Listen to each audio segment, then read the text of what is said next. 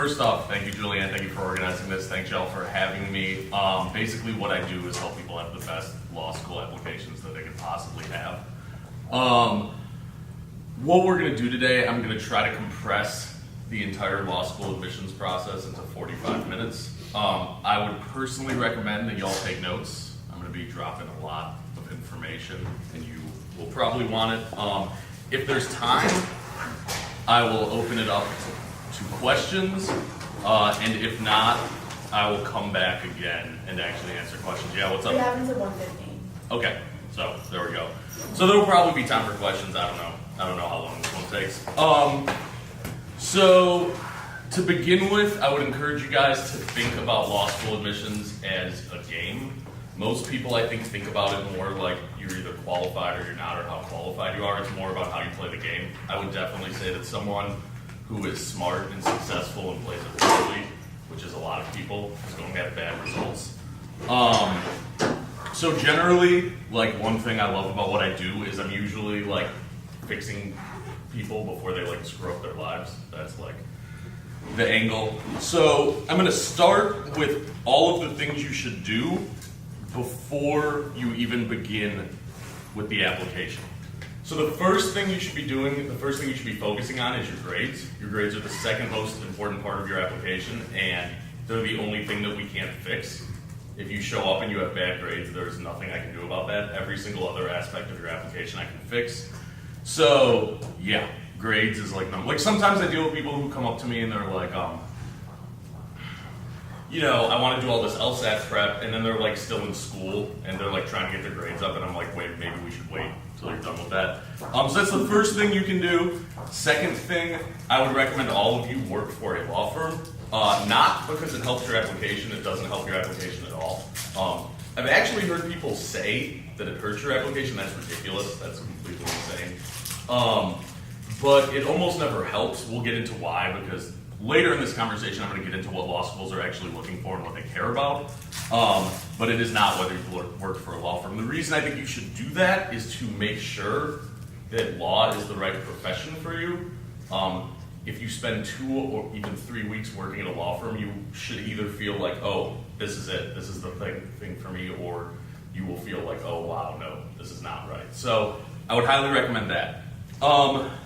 The third thing you want to figure out is where you want to live, because this is like, by that I mean for like the rest of your life, or at least for the 5 to 10 years after you're out of law school, because most law schools have regional reputations, meaning that they are good in their particular region and bad everywhere else. So a lot of times that like determines where you apply, and essentially, Loyola is a great example. Loyola has a wonderful reputation in New Orleans. Half the attorneys in New Orleans went to Loyola, so obviously they don't have a problem hiring people from Loyola. Loyola has a terrible reputation outside of Louisiana. So if you're going to move to New York, Loyola is not the best place to go, but if you're going to stay here, Loyola is an excellent place to go. So you definitely want to figure out where you want to live.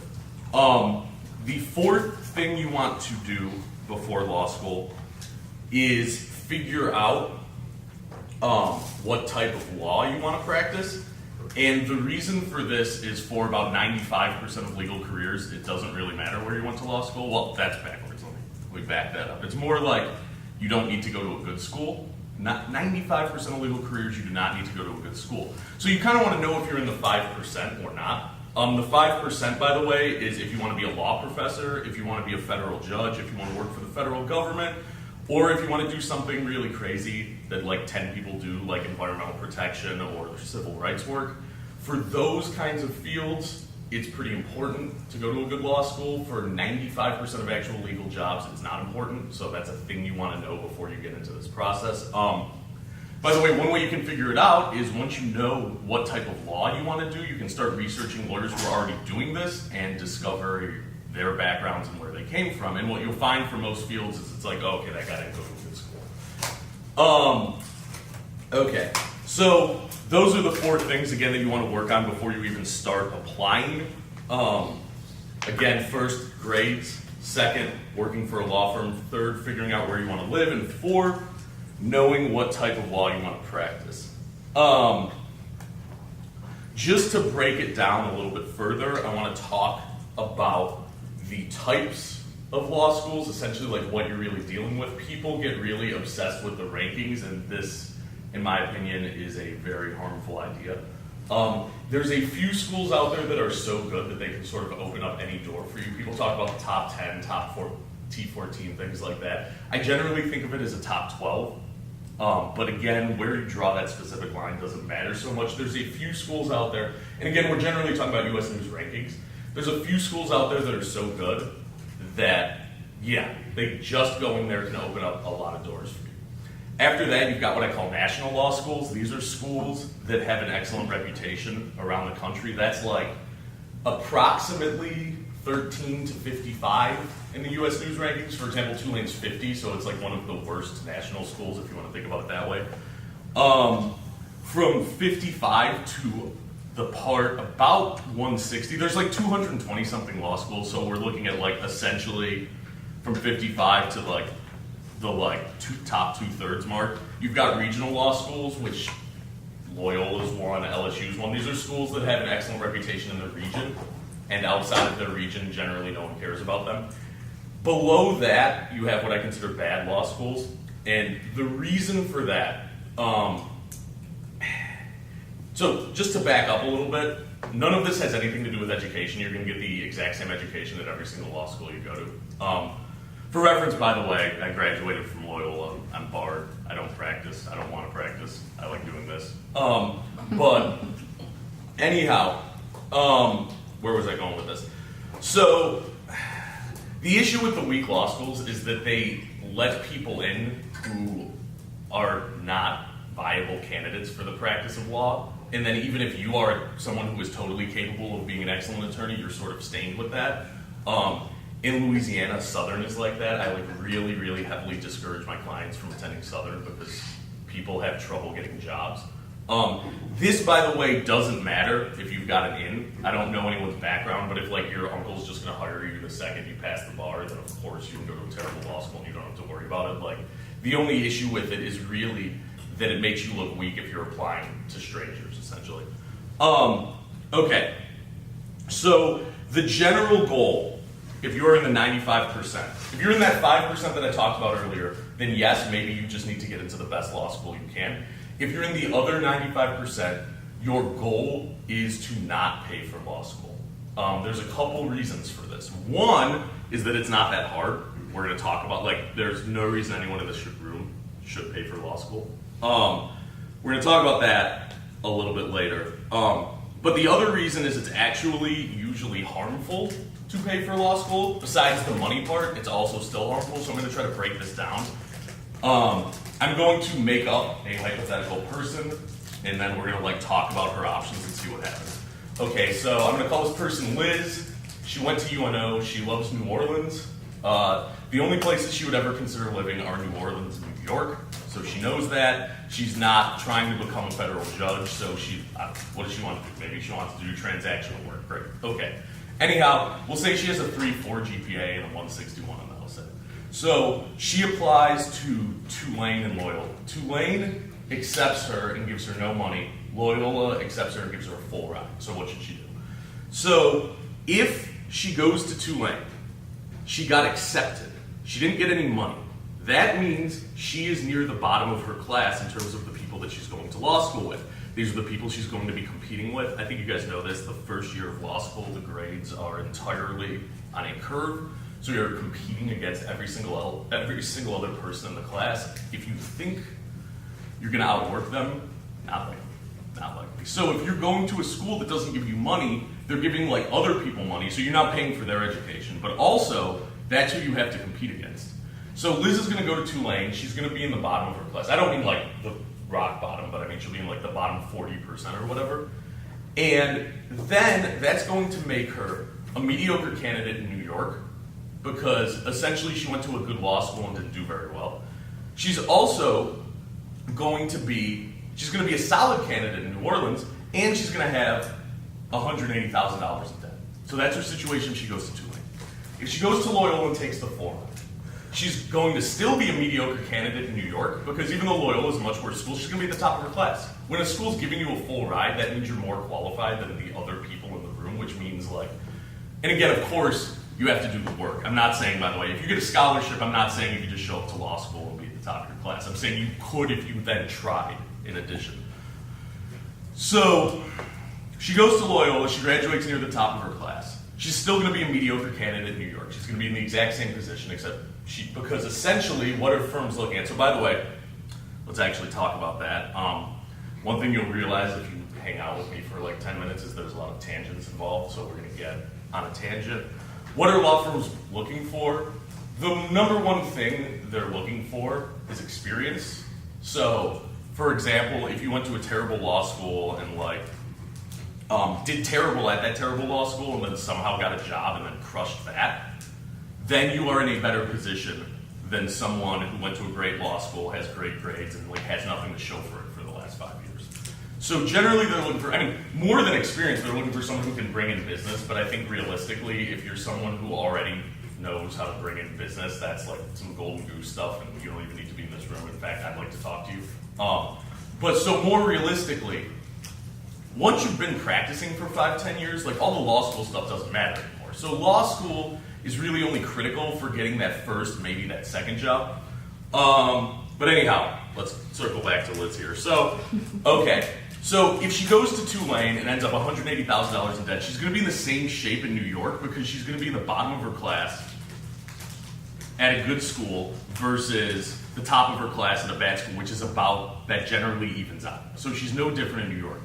In New Orleans, though, doing mediocre at Tulane is worse than being the top of your class at Loyola. So she's actually in a better position in New Orleans if she goes to Loyola and she's going for free. Which again, is why you want to know where you want to live before you start the application process. Because essentially, a mediocre school in the city you want to live in is like a great opportunity. Now, if you said, if you said Liz is going to get money from both Tulane and Loyola, that's a different story. If you want to go to the best school that gives you a full ride, you got my blessing on it. But the general goal is you shouldn't be paying for law school. Okay, and we're going to talk now about how that works.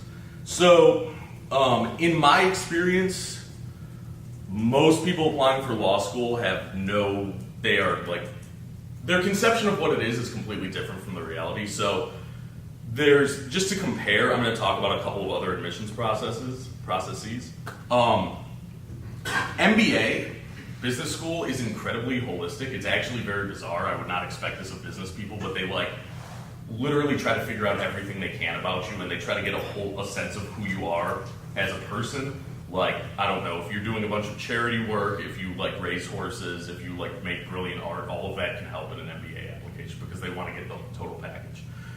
Med school admissions is more like what you would think it is. They're trying to qualify you. They're trying to make sure that you have what it takes to be a doctor, which is good. I would not want to be operated on by someone who was not qualified to be a doctor.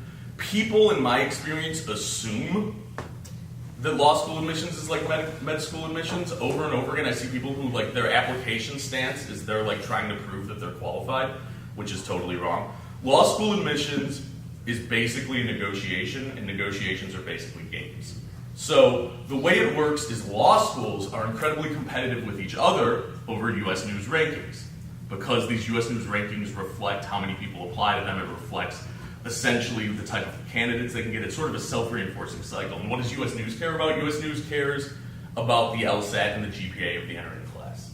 So as a result, law schools are basically looking at your LSAT and your GPA, and they are competing for you. They're competing for the best numbers that they can get. So what they do is instead of just charging everyone $30,000 a year, they double it. They say their tuition is $60,000 a year, and then they give a third of the people a full ride. They give a third of them half scholarships, and they give a third nothing. So you end up in a situation where a third of the students are paying for the other third of students to be in law school. And they're offering these scholarships not to be nice. It's not because they care about you. They don't care about you, which is great. The process is much easier because they don't care about you. They are doing it because they either want your LSAT or your GPA. So the way it works is, broadly speaking, there's what we call hard factors and soft factors. The hard factors are LSAT and GPA, and the soft factors are everything else that we're going to get into momentarily. And by the way, if I'm going too fast, you can someone can like tell me to repeat myself or something, that's fine. So generally, they're going to look at your LSAT and your GPA, and they're going to put you in one of 4 boxes. The first box is reject, like no, you're not good enough, get out of here. The second one is accept, no money. So you're going to get an acceptance, you're not going to get any money. The third category is you're going to get an acceptance with low money. And the fourth category is you're going to get an acceptance with a high money offer. If your stats clearly place you in a box, like if you are right in the middle of the pack of people who are going to get, let's say, a low money offer, then they're just going to look at the rest of your application as like a checklist. They're just going to barely glance at this stuff and sort of make sure that it like looks reasonably professional, and they're not going to care. In that scenario, they're like barely reading your personal statement, they're barely reading your letters of recommendation, they don't care. Assuming like there's nothing crazy in, like, I mean, if you said, in that scenario, if you submit a resume that is full of typos, that can like can your application immediately, potentially. So I'm not saying don't worry about that stuff. Well, I am saying don't worry about that stuff. I'm not saying like don't proofread it, but it kind of doesn't matter. The issue is that if you're on the fence, if instead of being right clearly in that category, if you're sort of straddling the line, let's say you're straddling the line between getting an acceptance with no money or getting an acceptance with like a decent money offer, then they take the soft factors and stare at them. Then they spend a lot of time looking at everything else in your application. Now, the truth is, most of you should be applying to a lot of schools. There are scenarios where you don't have to. For example, like Loyola is incredibly predictable. So if I have a client who like knows that they're totally happy getting a full ride to Loyola, we can sort of look at their stats and say, all right, you're just going to go to Loyola, it's fine, whatever. But a lot of people with different situations, they're maybe not in a predictable scenario, in which case you're going to be applying to a lot of schools. If you're applying to a lot of schools, some of them you're going to be on the fence at. So the way I generally think about it is probably 25% of the schools you apply to, you will be on the fence, which means for 25% of the schools, all the soft factors become the thing that determines your application. So it's this weird thing where the soft factors either don't matter or they're the most important part of your application, which is very bizarre. The soft factors, by the way, the main ones are personal statement, resume, and letters of recommendation. So yeah, and if, like I said, if you are applying to more than 3 schools, there will be some school where these are the whole thing that determines your situation. Okay, before we get into the other factors, I want to talk about when to apply. This is a very important thing that a lot of people mess up.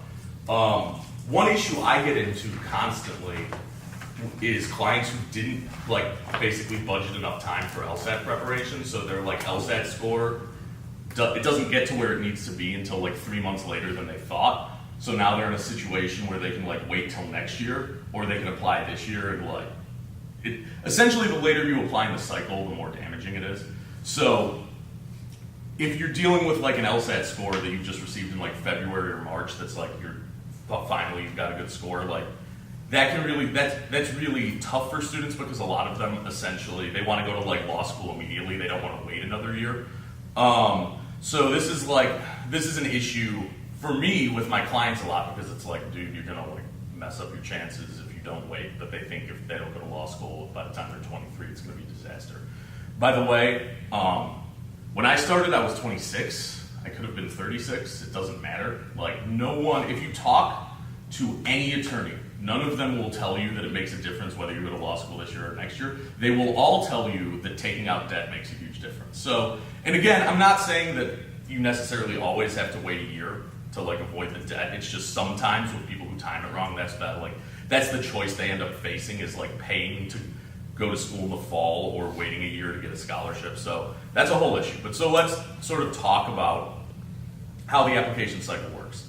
So essentially, law schools have rolling admissions, which means generally October 15th, they open up the application process, and then they just start taking applications. And they have a number of slots, and the longer it goes on, the more those slots get filled. They also have a number of scholarships. They have a certain amount of money that they're supposed to give out. And those scholarships go away as the year goes on. So, number one, you're literally in a worse position the later you apply, because there's just, like, the offers are running out. But you're also in a worse position because, again, this is a negotiation. And by the way, you can negotiate scholarship offers. December. So this is a crazy thing. One thing I recommend for some of my students who are like potentially like borderline in some situations is to apply to a number of schools you're not even going to go to, because you can basically play schools off against each other.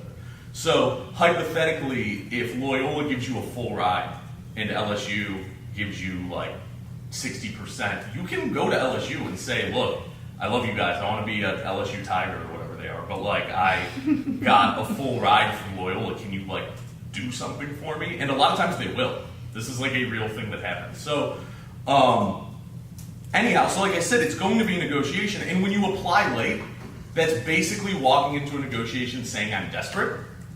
That's what desperate people do, is they apply in April. So you're like walking in and saying like, just a heads up guys, like I'm gonna probably take whatever you can give me, so you know, like that's not a good look.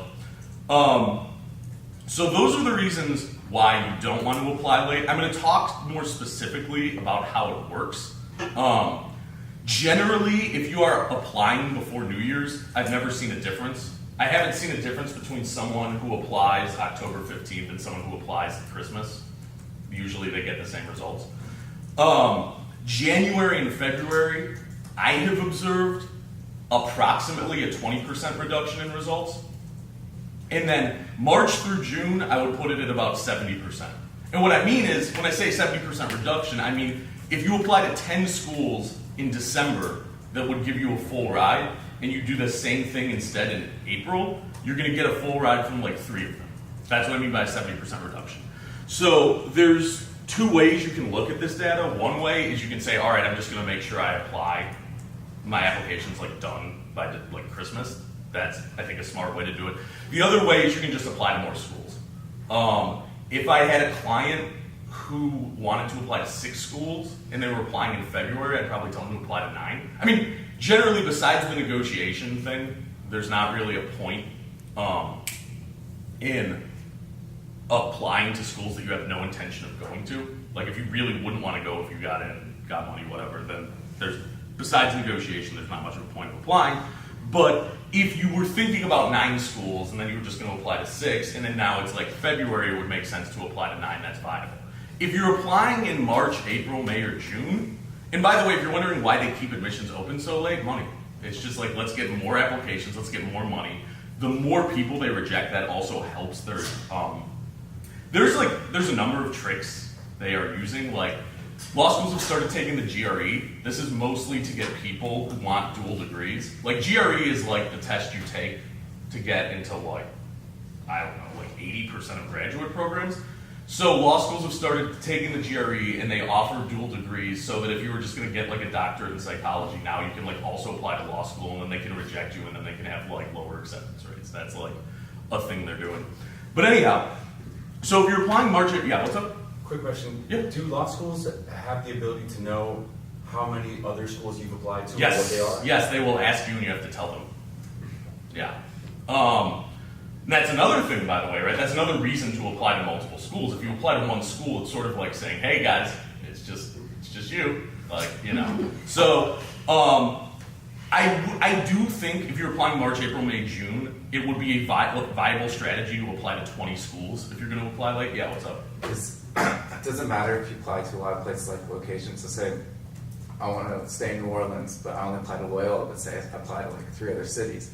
Are they going to be like, well, if you want to stay in New Orleans, I don't see you applying anywhere else in New Orleans? No. So some of the schools have a sort of, what's the word I'm looking for?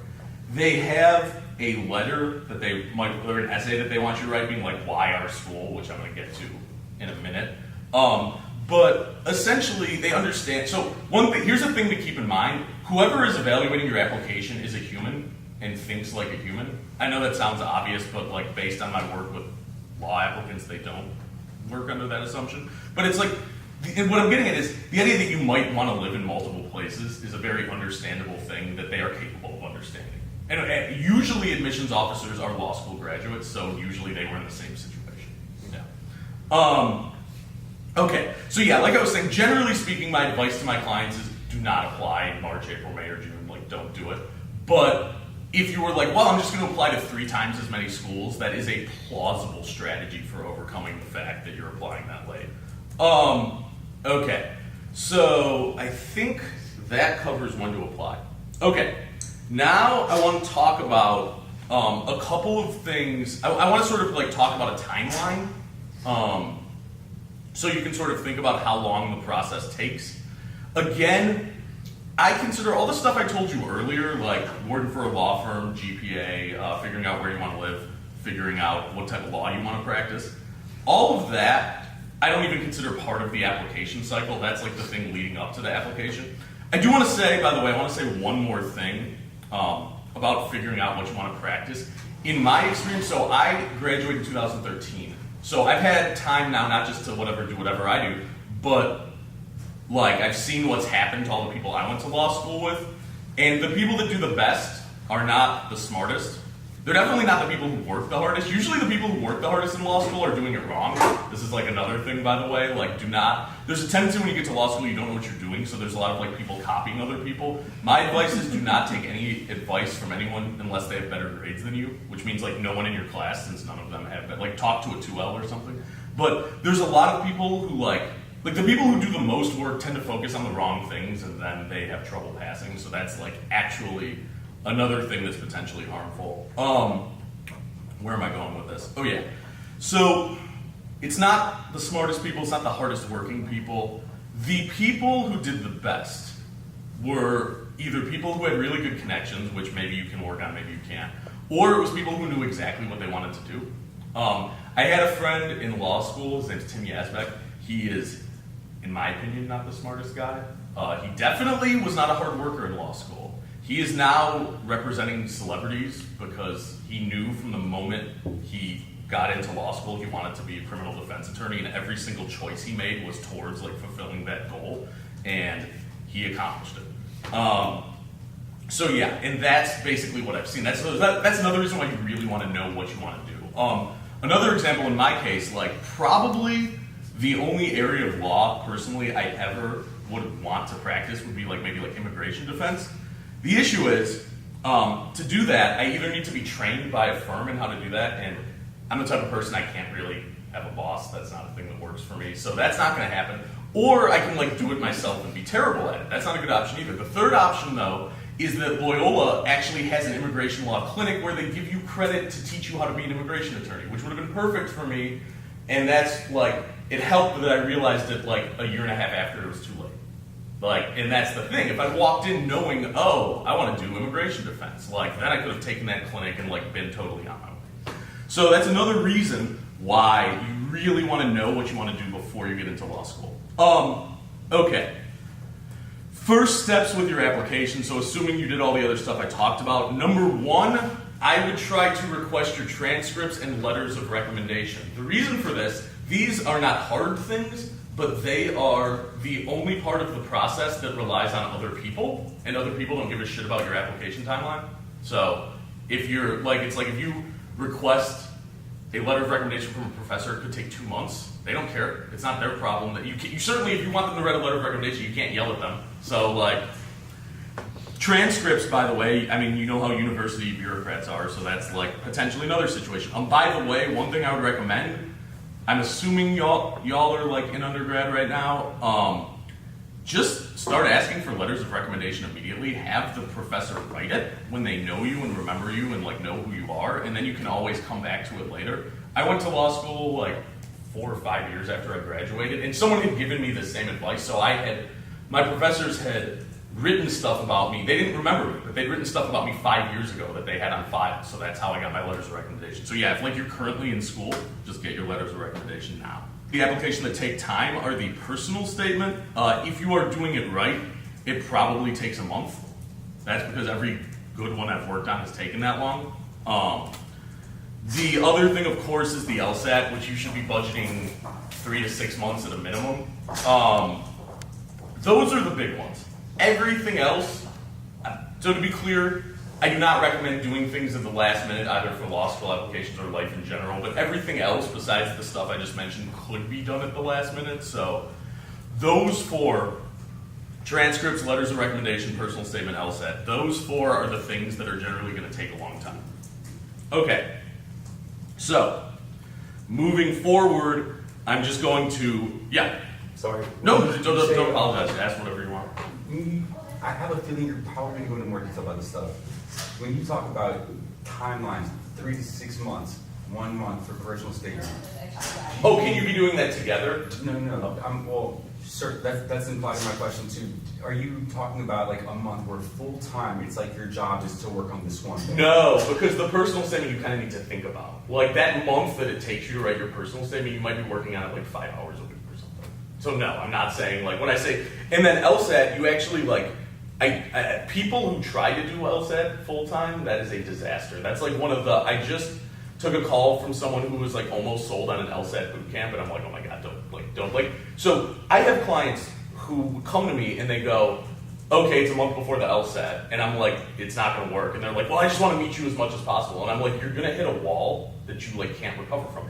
And in my experience, my clients, so like when you're meeting with me, you're doing maybe double the amount in homework of the time we're meeting.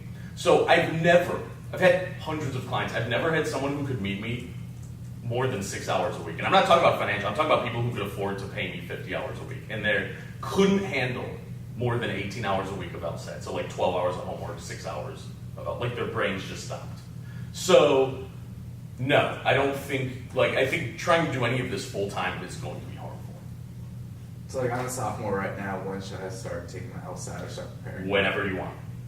Like seriously, whenever, if you want to start now, like do, I mean, again, you need to keep it, like your grade should be the number one. Like most people have time left over. Like if all of your free time was going towards your grades, then I would say don't do it until you get out of school. If you have like 5 hours to spare each week, then you can start now. You can start whenever. So how are we gonna get the transcript if we're not finished? Can't. This is more for, so let me back up. Most of the people who, not most, 40% of my clients are already out of school. Mm-hmm. So, but essentially, the way it works is you go on the LSAC website, you start, like the year you're going to apply, like so in September, you go on the LSAC website and you like start the application process, and then there's like stuff you fill out there to request your transcript. And I'm just saying don't put it off till the last minute. Okay. So the website is LSAC.org? whom you request. Yes, yeah, it's all through the LSAC. Oh, here's another thing, let's talk about this. So like, sometimes I'll get clients where I'm like, all right, dude, you want to apply in March, apply to 20 schools. And they're like, dude, I can't afford 20 schools. And I'm like, well, number one, that's ridiculous because you're talking about like taking out a $180,000 loan. And you can't afford like a few $100s an application. That doesn't make any sense to me. But the second aspect of it is you can apply for fee waivers. Schools are all over the board on this. Some schools want like, not like tax returns, but they want proof that you're like impoverished. Some schools will just automatically say no, and some schools will just automatically say yes. But basically, I would recommend if you care about that sort of thing, every single school you apply to ask for a fee waiver. Okay, so to get back to the most important application factors, ignoring the time you apply, number one is LSAT, number two is GPA. Number three is your personal statement, and I sort of lump into that the other addendums that you might write, which we'll talk about in a minute. 4 is the letters of recommendation, 5 is resume. So LSAT, GPA, personal statement and addendums, letters of recommendation, and resume. I'm going to do these out of order though. I'm going to start with the resume. The resume is the only part of the application that people do decently on their own. When I see them, when people like hand me their resumes, they're usually not terrible. The biggest problems that I see, there are 3 problems I usually see with the resume. 1, typos. There need to be no typos anywhere on your application, ever. I don't know what you want to do. I don't know if you want someone else to look at it. I don't know if you want to just look at it yourself, but there need to be no typos anywhere on your application. Law is obsessed with like tiny, minute details, and these are the types of things that they like judge people really heavily for. So no typos anywhere. Number 2, generally you want your resume to either be like a full page or a full 2 pages. Doing some like half and half stuff looks unprofessional. So my general rule is if your resume is 1 to 1.3 pages, make it 1 page. If it's 1.3 or more, make it 2 pages. Do not make it more than 2 pages. If your resume is so good that it needs to be more than 2 pages, you shouldn't go to law school. You should do like whatever else you were going to do because obviously you're amazing. That's kind of a joke. I've never seen anyone who had a resume that was good enough to be more than 2 pages. So typos, size of it. The third thing is usually the whole resume will look great, but the description, so there's like the part in your resume where you say like, these are the jobs I've had and this is like the description of my duties. Usually it's written in a way that like minimizes sort of like what you did. You don't need someone like me. Like usually the descriptions of what you did are written poorly. You don't need someone like me to fix that. I would say anyone who is like a successful professional and like hires people should be able to help you fix that. But yeah, that's one where like, it's just kind of weird because like everything else in the resume will be perfect. And then the description will be, I'm not going to be able to come up with an example off the top of my head, but a lot of them are bad. So yeah, the description of your like job duties. Okay, that's resume. I'm going to talk about GPA now. There are a bunch of false beliefs about GPA that I'm just going to clear up immediately. Number one, they are not using your GPA to see if you are qualified for law school. Again, they don't care that much. They do not care about whether you're qualified for law school, so yeah, they're not. If you have like a 2.5, they're not sitting there going like, oh wow, can Dave really be a lawyer? They don't care. Number two, they don't care about what college you went to, because US News doesn't care. Some schools, you guys all went to UNO. Some schools care if you went somewhere like Harvard, because then they can be like, well, we've got someone in our class from Harvard. But for example, I'll put it like this, right? Y'all are at UNO. You're much better off applying with a 3.8 from UNO than like a 3.4 from Tulane. Unquestionably. They're just going to treat one as a 3.8 and one as a 3.4. They basically don't care where you went to college. Another myth is people think that grad school helps. One of the saddest things I will see is I'll see people who did poorly in college, and then they're like, I'm going to fix this. They want to go to law school. So they like go to some easy grad school program. It's usually like criminal justice, so that they can get a 4-point, and then they like apply with their 4-point grad school GPA. Law schools don't report grad school GPAs to US News, so once again, they don't care. By the way, this is just another thing. Like, law schools, for public relations reasons, cannot admit how obsessed they are with US News, so they come up with lots of other things they say. So, for example, what they say when you ask about grad schools is they say that it would be unfair to compare someone who went to grad school to someone who didn't, which doesn't make any sense because they compare everyone. That's like a nonsense answer. So one thing I would really advise you to do is not listen to what law school admissions offices say. They are basically like, public relations departments in that sense. Okay, here's how you should think about your GPA. If it is under a 2.2, that is very, very bad, and if you can't get a 160 on the LSAT, you should probably give up on law school. The good news is it's very rare that someone has a GPA that bad. I would probably assume no one in this room does. But yeah, if you are working with less than a 2.2, that is not good. 2.3 to 2.9, your GPA will hurt you, but it's not definitive. I have lots of clients who have GPAs in that range who get scholarships. It raises the bar for what you need to do on the LSAT, but basically I guess what I would say is yes, it's not helping, but it's less of a big deal than you probably think it is. A reason for this, by the way, is that law schools, for most law school applicants, there's generally a correlation between your LSAT and your GPA. Most people with high GPAs have high LSATs, low GPA, low LSAT, blah, blah, blah. So when they call them splitters, these are people with high in one category and low in another category. Law schools are really unpredictable in how they handle those people. So if you have, a 162 and a 2.4, you could get two schools that are ranked almost identically, and one of them is going to give you a full ride, and the other is going to reject you because one school needs high LSATs this year and the other school doesn't. So generally, if you have a GPA in 2.3 to 2.9 range, I would just recommend getting your LSAT as high as possible. Maybe applying to more schools than you otherwise would and not worrying about it. 2.9 to 3.3. Not going to have much of an effect on your application. So yeah, here's the thing. If you're a senior and you have a 3.1, then I would maybe worry less about your GPA because you're probably not in a position where you can mathematically raise it enough to make a difference. What's funny is people who have 2.9s, 3.0s, 3.1s think they have terrible law school GPAs. They don't. It's totally average and it's not going to help you or hurt you. 3.3 to 3.8 is really good. That will help you. You will have an advantage. There is less pressure on people in that category to get an amazing LSAT score. Some schools will reward you just for the GPA on that. If you have a 3.8 and above, that opens the door to essentially any law school in the country. So like when I deal with, like one of the first things I deal with when I'm dealing with a new client is I like find out what their GPA is. And if they have a 3.8, we have like a whole separate list of things we need to do, because essentially if you have a 3.75, you can forget about Harvard, Yale, Stanford, all that stuff. If you have a 3.81, you can think about Harvard, Yale, and Stanford. So yeah, 3.8 is like a beautiful, amazing category. And whatever you do, if you are in that category, you should definitely play this thing right, because your GPA alone gives you the potential to like have amazing results in this process. Okay. Next, letters of recommendation. You want 3 of them. If your GPA is under a 3.2, I would get 2 from professors and 1 from someone who supervised your work. If your GPA is higher than that, I would get 1 from a professor and 2 from people who supervise your work. You can get by with 2. 3 is better than 2. It generally doesn't make a huge difference. I mean, when clients are like, could I just have 2 letters of recommendation? It's like, you could.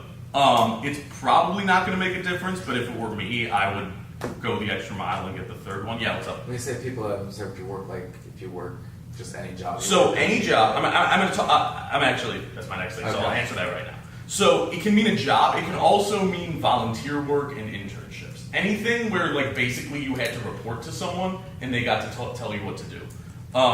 Sometimes I get clients who like ask me to write them a letter of recommendation. That's terrible. Anyone you pay cannot write you a letter of recommendation. That is completely ridiculous. This is another thing where people's myths are totally wrong. So a lot of people assume that the value of the letter of the recommendation is based on who is making the recommendation. It's not. It's based on what they're going to say about you. So like if you, this is a crazy scenario, but let's imagine that you came to me and you were like, okay, I can either get my boss at McDonald's who loves me and says I was a very hard worker when I worked at McDonald's, or Barack Obama's a family friend and he'll write me like a letter of recommendation. I would be like, definitely go with the McDonald's boss. Like they're judging you, they're not stupid. If you have like a famous family friend, they're not gonna like give you credit for that. That's not a thing. So I would not recommend worrying about how impressive the person writing the letter of recommendation is. I would recommend thinking about what they are going to say about you.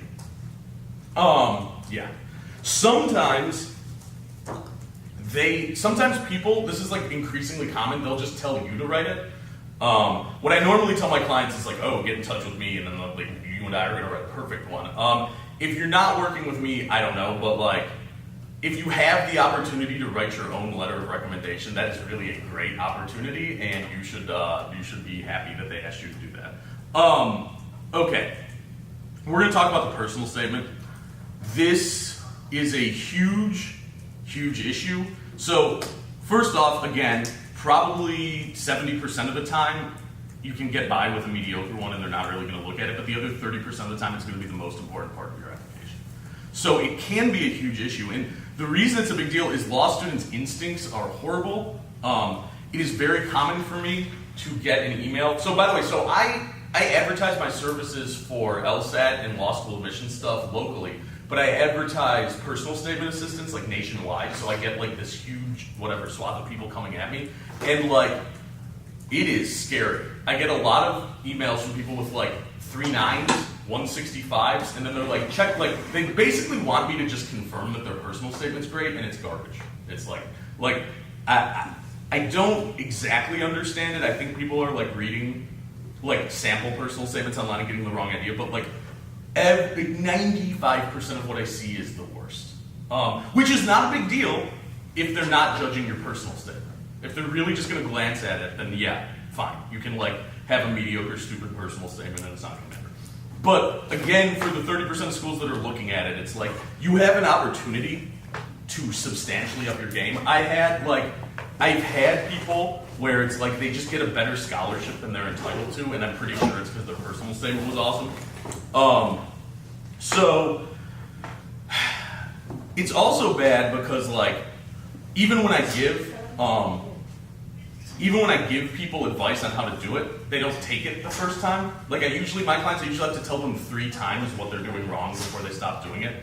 So what we could do Julianne, we can like talk about this more in the future. We could maybe do some workshops or something where we like go into it. What I'm getting at is like I can tell you, here's what you need to do for your personal statement, but in my real practice, when I tell people that, they don't do it. So I don't even know the point in telling you like what, you know.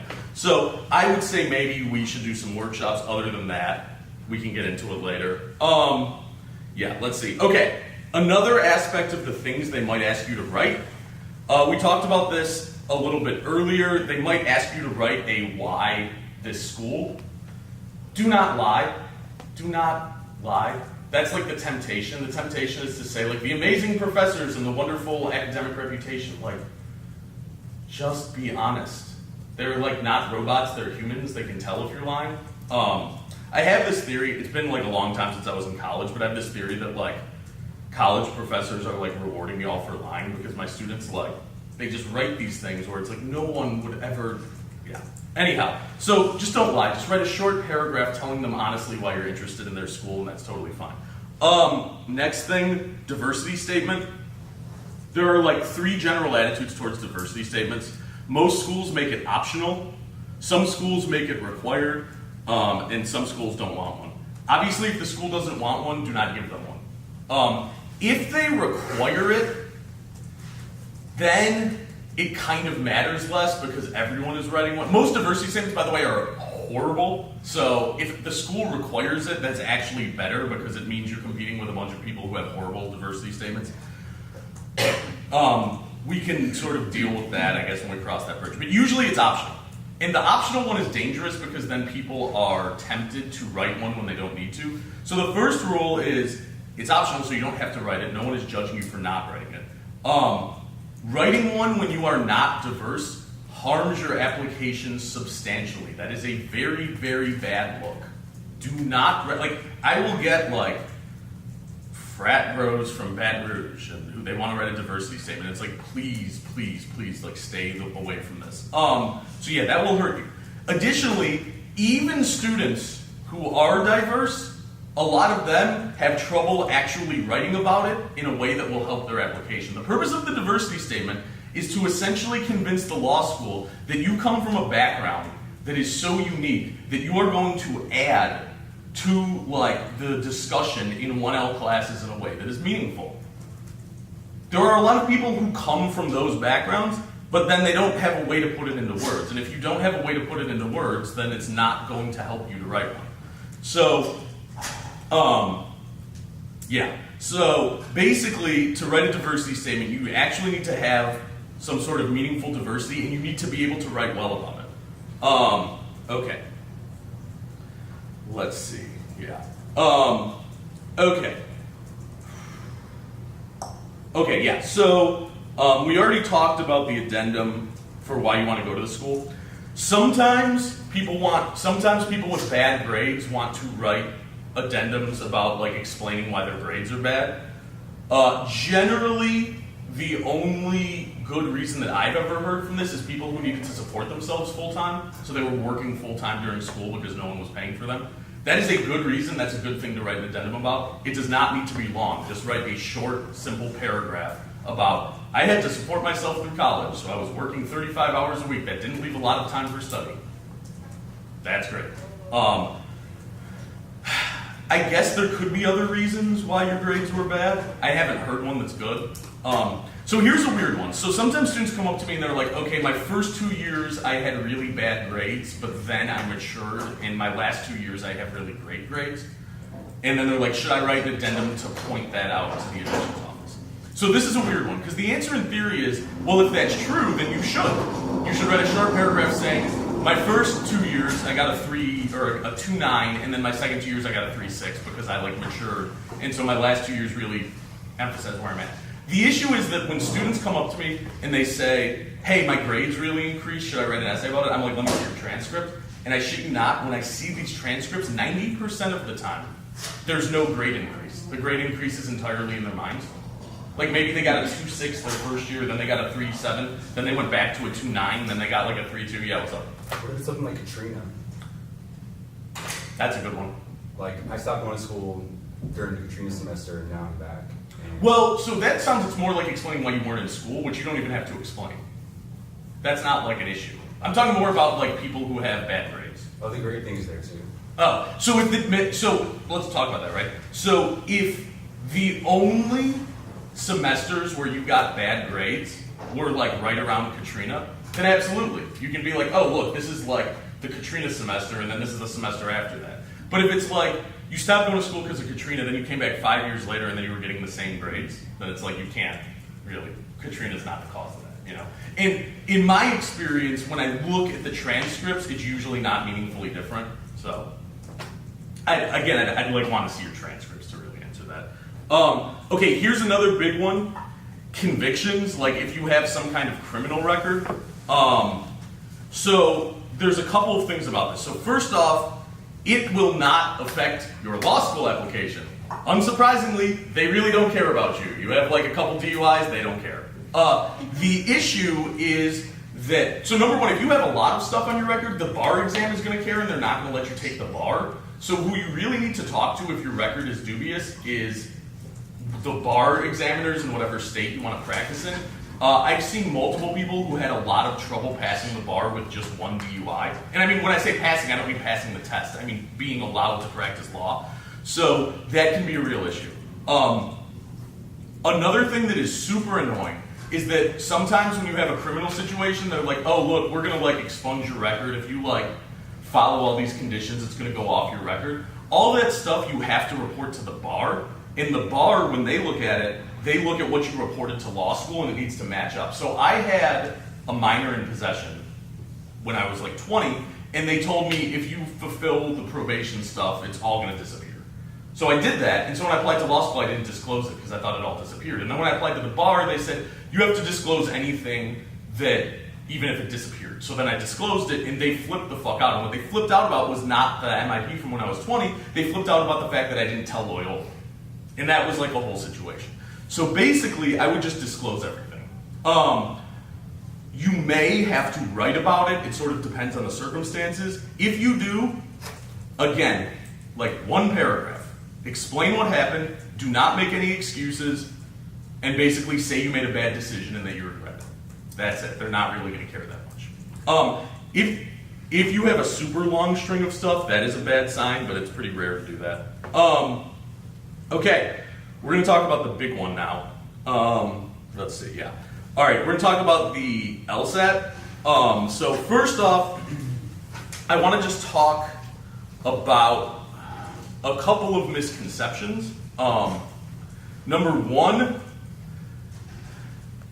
outside of the top, say, 15 schools, they do not care about low scores on your record. So if you are applying to places like Harvard, Yale, Stanford, and you've got two 140s and then you've got a 165, that's really bad for them. And the reason is because they're Xing people for no reason. Like if you're applying to Harvard, it's like there's a bunch of people with 3 9s and 165s and they're just all the same to them and they're just like coming up with arbitrary reasons to get rid of you. Outside of that top 15, they don't care. I get the same results for people who took it like 4 times and did well once as I do for people who like did well once. So yeah, that's one misconception is like they do not care. And this is it's fostered too because this is another thing that they lie about. They say things like we look at all scores, but I look at what these schools actually do with people and they don't look at all the scores. Another thing that I want to point out, extra time is really easy to get. Essentially, when I started, it was impossible. I would have people who got testing accommodations their entire life and couldn't get them on the LSAT, and people basically sued the hell out of the LSAC, and now it's just really easy. So I would say if time is a concern for you at all in the LSAT, just go to a psychiatrist and get extra time. I had someone a few months ago who went to a psychiatrist. The psychiatrist wrote up the report. I looked at the report. It was the worst thing I ever saw. And I was like, dude, I don't know if you're going to get extra time. This is like horrible. Like anyone in this room could have done a better job writing the report. And the dude got extra time. So like at this point, I really just think like, yeah, what's up? How long is the time for LSAT? So normally it's 35 minutes a section. The most common request for extra time is 53. Sometimes, so that's like time and a half. Traditionally, even after they made it easy to get 53, it was still hard to get 70.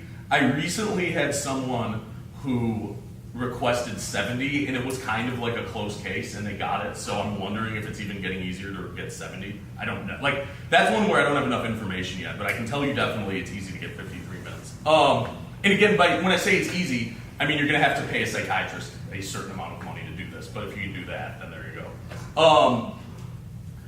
Julianne sort of made it sound to me like you guys were hoping for advice on how to study for the LSAT on your own. I am the wrong guy to talk to about that, unfortunately. What I do is I help people with the LSAT. So it's like, if there's someone walking around who got themselves a 140 to a 160, they don't send me an email saying, hey, I just wanted to let you know I was thinking about using you, but I did on my own. Like that, I don't get that email ever. So, I am skeptical of how possible. So one thing I want to say for sure is if you are thinking that you can't improve on the LSAT, that's completely insane. I would say, generally, so we talk about something like a cold score, which is like what happens if you take the test totally unprepared. So people who come to me with cold scores in the 130s and the 140s, they go up like 15 points. And then people in the 150s and the 160s, 95% of them go up 10 points. So the idea that you can't improve is complete garbage and nonsense. Yeah, what's up? Do you think there's any value in a cold score just so you can see what you really actually need to study? Not so that you can see what you need to study, because I'm going to talk a little bit more about why I think you can't prepare on your own for this, but not in the sense of,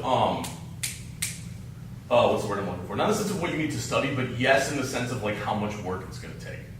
Like, if you take it cold and get a 155, like, you're not going to need to do that much to get a good score. If you take it cold and you get a 135, you're going to need a lot of help. So, unfortunately, I really, obviously you might think I'm biased, but I'm going to try to explain where I'm coming from on this. I am very skeptical of, there's no other way for me to say this, and I'm very skeptical of methods that don't involve me, and there's reasons for this. So one is the classes. Classes, there's a couple things. First off, a lot of the instructors are inexperienced. These are jobs that a lot of times pay like $18, $20 an hour, and people do them for 6 months and then don't ever do them again, so that's like who you're working with. Additionally, a lot of the companies have bad material. Kaplan has horrible material. Like, if you take one thing away from me, like, please don't work with Kaplan. A lot of their stuff is literally harmful. I got my start. I worked for Princeton Review for years before I did it on my own, and a lot of Princeton material wasn't bad, but there's just a lot of things they leave out that you kind of need to know. The other aspect is that these companies aren't really under pressure to give you good results. So if you're someone who's capable of getting a 20-point score improvement and you do a Princeton Review course and you get a 6-point score improvement, you can't really complain about that. You can't say to them, well, I only got 6 points. And in fact, most people who get 6 points are yeah, it worked, and then they tell their friend to do it. So and I'll just give you, in my opinion, the realest thing that makes me most concerned about these companies. When I worked for Princeton Review, there would be certain students in my class who would not get the material. And I would go to my bosses and I would be like, Joe's not getting this, what should I do? And they kind of look at me and they go, some people just can't get it. And that's that's the opposite of my attitude. My whole philosophy is I want, give me the dumbest person in the room. I want to make them an LSAT master. So I think that attitude of yeah, of course some people aren't going to get it is very bad. With the books range. So again, some of the books have harmful bad material in them. Some of them have good material, but even the ones that have good material, they can't really correct your mistakes. Yeah, what's up? You're talking about bad material versus good material insofar as the strategies. Yeah, some of the but not the actual content of practice tests. Oh no, so the practice tests, you just want to use real practice tests, and almost 99% of the material uses real practice. Other thing, Khan Academy's materials are very bad. A lot of people have started using this because it's free, which I respect, but not good. Don't do that. I guess we got 5 minutes, so if anyone has any questions, you in the red hat. Have you heard of it's a organization, of course, but on the LSAT, it's you can take it either in Baton Rouge or Louisiana. In New Orleans. It's in the French quarters, and a lot of students tend to go there. Oh my goodness, maybe I should go look at the organization first to see what's your input on if you heard of it. Let me Yeah, go ahead and look it up. Any other questions? Yeah. So how can I contact you? What are your rates? Oh, okay. All right. So I'm at NolaLSATTutor.com. Honestly, if you just Google LSAT Tutor in New Orleans, that will come up. I charge $80 an hour, and if you have a financial situation, I don't turn down anyone for price. So my rate is $80 an hour. If you have a financial situation, we can work it out. Yeah, what's up? And that's $80 an hour for LSAT prep plus So application help. it depends, right? It's LSAT prep is $80 an hour. Generally, personal statements is $80 an hour. If it's something simple like, hey, will you look over my resume? Like, I'll just do that, you know. Or if it's like, hey, what school should I apply to? That's like something where I'll just do. So generally, it's like personal statement and LSAT's $80 an hour. Okay. Yeah. And how much do you usually recommend a week? So this is a good one. I would not, nothing less than like 75 minutes. People who do less than that tend to like. Per week? Yeah. Okay. Yeah, that's like a minimum to like not waste your time. And then you assign like homework and stuff for us Yeah. outside? Yeah. Okay. Yeah. So if we meet with you 75 minutes a week for the 3 to 6 months, we should be pretty well prepared. So it's sort of, how can I say this? It's like simpler and more complicated than that. It's simpler in that you and I will both know when you're prepared. Okay. Like you'll be doing it and you'll see what's happening. Like you'll be kind of evaluate us, say, okay, you're ready, okay, we still need to work on this. right. You'll be able to tell. There's no like mystery about that. But then it's more complex because like everyone takes a different amount of time. Okay. Yeah. You recommended that people don't rush getting into law school, or that they don't superimpose Totally. an arbitrary I- time frame. That's like if you got one takeaway from this, I would be happy. Like that would be a good takeaway. This isn't the first time I've heard this, but I am very much one of those people who's like, I have to do this as soon as possible. Why? And as such, I'd like to stop being a waiter as soon as possible. Okay. Have you thought about other jobs besides waiting? I mean, like I'm saying, like you can like it's not Here's the thing. It's like Well, I do like 4 jobs. I have like 4 jobs, and so I'd like that to stop. yeah. No, I understand that. It's so it again. It depends on what your situation is. Like, is your application ready to go right now? Like, I mean, how are you? Absolutely not. Right. So I mean, it sort of does. So like, are you still in undergrad right I'm in now? undergrad. I'm trying to take the LSAT this year. Right. So that's fine because you'd be applying next year anyway. Well, I'd be applying. If I'm taking the LSAT this year, I'm trying to get the application done this year for next year, right? I hope not. That's what a guy from Tulane recommended to me. Yeah, but I don't trust these other people. Like they're saying all kinds of crazy stuff. Like I wouldn't trust anyone whose job is not to get people scholarships. Like that's how I look at it. Like, I mean, so you heard the part I said about what happens when you apply in March, April, May, June. So like, let's say, are you like signed up for the March LSAT? No, I was going to sign up for the June? LSAT in fall. Right. So then you're talking about applying next year. You're not talking about applying. You're talking about applying for the fall. Maybe I don't understand how applications work. I was under the impression that if I am trying to apply for fall of next year, So you're talking about fall of 2020. I'm trying to go to law school. Yeah, you're fine. You're fine. You're like, you're going to take it in September. You would want to start preparing for the This LSAT September 2019. Right. You would want to start preparing for the LSAT probably now, April, May. You're fine. You're totally on schedule. Yeah. I thought you were talking about applying for the fall of 2019. No, I'm trying to apply for the fall of 2020. Yeah, you're doing fine. I would start now though. Yeah, I've already started. Then you're great. You're in good shape. All right, cool. So, if we're already doing some of the horrible LSAT prep like Kaplan, is there something we should do like on the side of that? I wouldn't even like. There's how can I say this? So there's a bunch of stuff. So like Kaplan's game stuff is bad and harmful. Their whole thing where they like force you like to do it all timed. That's harmful. Like my clients who come from Kaplan, they're like already rushing way too much. Like again, I don't. Unfortunately, I don't have a lot of recommendations because the whole method I've developed is like, well, here I teach you how to do the LSAT. So I don't have a ton outside that. But I would say you're better off just taking practice tests on your own than doing Kaplan. Like that's how bad Kaplan is. Like I would just stop doing Kaplan. That would be like my advice. I'm already like 4 weeks into the class, so Oh, you do whatever you want. I mean, it's your life. I don't, I'm just saying, like you're asking me what would I do. I would stop messing with Kaplan. That would be my advice. So what is a range of, like, what would you say would be like a good LSAT score and a bad LSAT score if you're not doing Oh, top 12? This is actually bad on me. I forgot to tell you guys a super important aspect like that. Thank you, Julianne.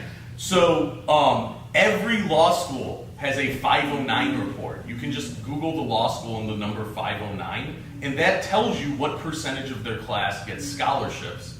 And 509, that's the number, 509. And then you can also look at their LSAT ranges and figure it out. So like, I'm gonna make up a law school right now. So, okay, let's say this law school gives like 20% of its students a full ride. Then you know, okay, I need to be in the top 25%. The 509 will say, oh, their top 25% is a 162, then you know you need to get a 162 at that school. And then you can raise it or lower it based on your GPA, right? So if your GPA is like a little lower than it needs to be, then your LSAT needs to be a little higher. And so then it depends on every school. Like the most common situation I'm in would be a student has normal grades and wants to go to Loyola. And in that case, you probably need to get a full ride for Loyola is like a 159. So that's what you're looking at. What's but- like the high range and the low range of the LSAT score? So the LSAT's 120 to 180, Okay. and the average score, and keep in mind these are not cold scores. These are like, these are people who are actually taking the test, so presumably they've studied. The average score is like a 151. And then here's a fun fact. So the whole thing with extra time is totally messed up because it's supposed to like help people sort of be like at the same level as everyone else, but they're giving it to people who don't deserve it, like including all my clients. So it's like people with extra time are now getting like 5 points higher, which is a huge range. That's like a huge range. So yeah, but that's the situation. Like a 151 is average. I would say the minimum you need if you have normal grades to go to some law school on like a full ride is like a 156. And that, for people who work with me, that is not very hard to attain. Well, let me be clear what I mean by hard. It's totally attainable. It might take a bunch of work. So hard, we use hard to mean two different things. It can mean like how much work is this, or it can mean can anybody do this. So 156 is people can do this, but like a lot of work goes into that process. Yeah. And then obviously, as like the schools go up, the score you would need like goes up. Yeah. At 175, there is literally like no school that won't give you a full ride, basically. So there's not really a point if you're at 175 of like trying to do better. That would be kind of the maximum. Yeah. We're at 115, so Yeah. all right. Thanks, guys.